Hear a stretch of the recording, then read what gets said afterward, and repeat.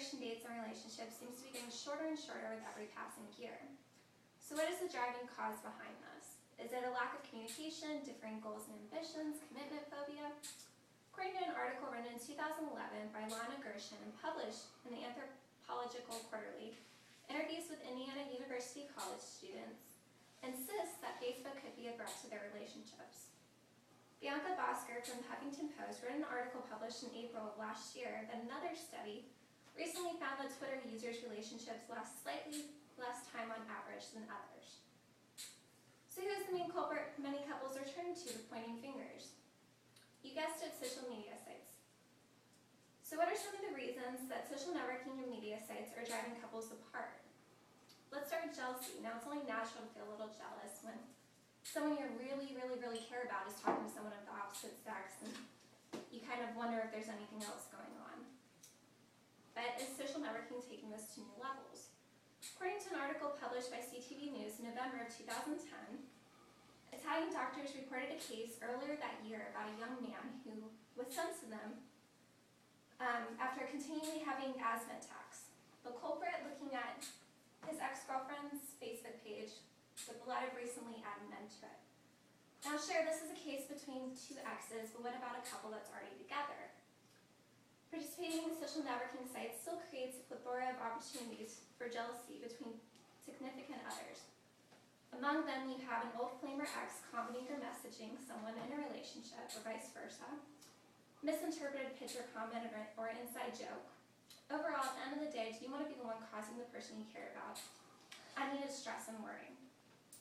As if the potential for jealousy is not enough to put some stress in a relationship, what if you're spending less time together too? A lot of studies are showing that is exactly what's happening.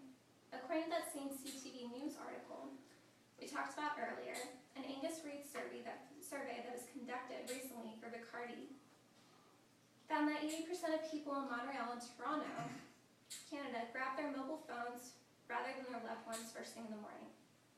It also showed that 75% of Canadians check their social media sites as the last thing they do before bed. So no longer the days of just the two of you falling into interrupted sleep with your loved one. How many moments have you lost with your special someone tweeting about moments with your special someone? Another thing to consider is what instant communication social media sites and networking sites, especially those with private messaging, do to couples and people in relationships who are already easily tempted. Think that social networking sites have nothing to do with cheating? Think again. Through sites like Facebook, MySpace, and Twitter, but they don't promote cheating or cause it, they certainly make it easier to do. With the easy access to private messaging and people searches, it's easy to reconnect and rekindle old relationships or start new ones with people you haven't even met yet. In fact, this is so common that according to an article published on CBN News written in July 2010, the American Academy of Matrimonial Attorneys said that 81% of attorneys have used social networking sites like Facebook, MySpace, and Twitter as they look for evidence against cheating spouses. Kind of makes a part of you want to go back to an age where these sites didn't really exist. So what do you do to fix this? Well, solving these problems requires a combination of self-control and alternative communication methods.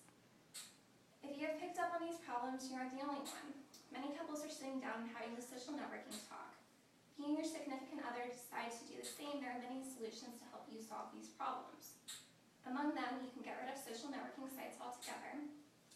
You can limit the time you spend on these sites, or you can share a social networking account. The benefits of this include no secrets, everything's out in the open and can be seen by both, and you can actually spend time networking together as a couple rather than spending time apart doing it.